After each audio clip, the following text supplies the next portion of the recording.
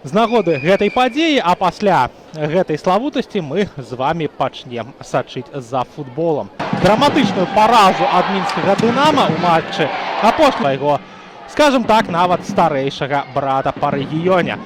Што тычыцца гісторыі супрацьстаяння у Гродні, Панця, Паўлюкавец, Краўцоў забівалі за Нёман, Гаявы забіваў за Смаргонь. 2 перамогі гаспадароў, 2 нічыі, 1 перамога гасцей.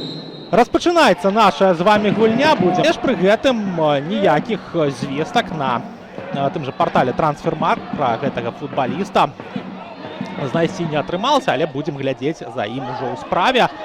Магчыма, тут як з Леонардом Гветам будзе, ніхто не ведаў, але вось так раскрыўся гэты футбаліст. У нас Павел Каранец прызначае 11-метровы.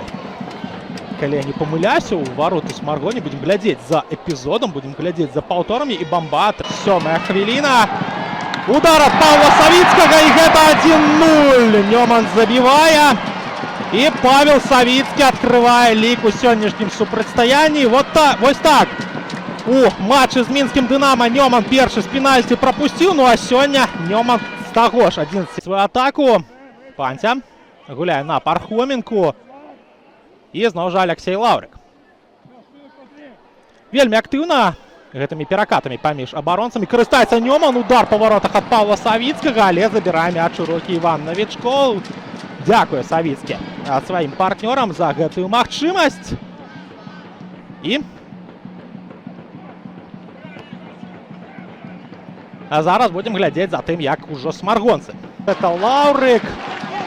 Магчыма, там і Гульжыгіт Алыкула ўключыцца. Падача ў штрафную, скідка ад Савіцкага, але ж гэтая скідка ідзе па-за межамі поля. Падача ў штрафную. Бялоў выходзіць, пролятае міма мяча, і гэта 1-1. Забівае Смаргонь свой гол і памыляецца галкіпер Нёмана. Вось так вось, шановныя, не атрымалася.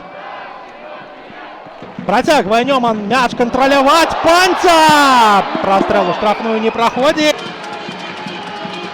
Падача ў штрафную.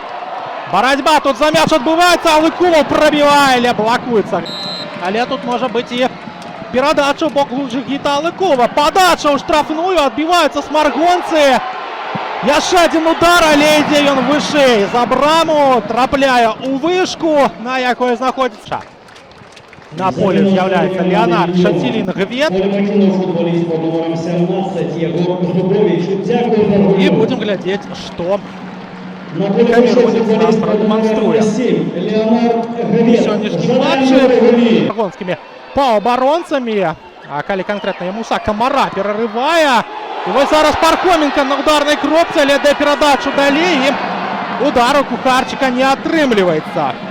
Не забівае зараз Нёман у добрым эпізодзе, і ля Кухарчык прабівае вышэй за браму. Разгортваюць сваю атаку, Муса Камара.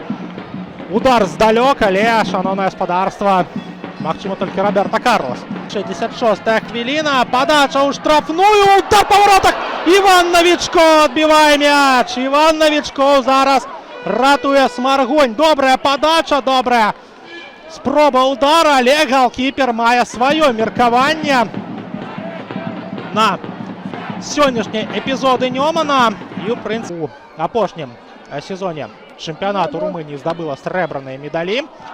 Прычым этап да падзялення на шасцёркі, ёсць такая справа у румынскім першынстве. ЧФР скончыў на 3-м месцы, але пра гэта пасля. Закід ад Гвета, скидка, удар па воротах Савіцкі. Гэта дубль капітана, гэта 2-1 на карысць Нёмана. Павел Савіцкі, але гэта атака імя Леонарда Гвета і Гульжыгіта Алыкулава. Вось так, здавалася б, супакоілася гульня, але Нёман забівае. Нёман рэалізуе сваю магчымасць, і Павел Савіцкі зноў жа выводзіць каманду наперад. Віншуюць капітана партнёры, віншуюць трыбуны. Ну а мы будзем чакаць адказу Смаргоні, тым цікавей будзе сачыць за гульнёй.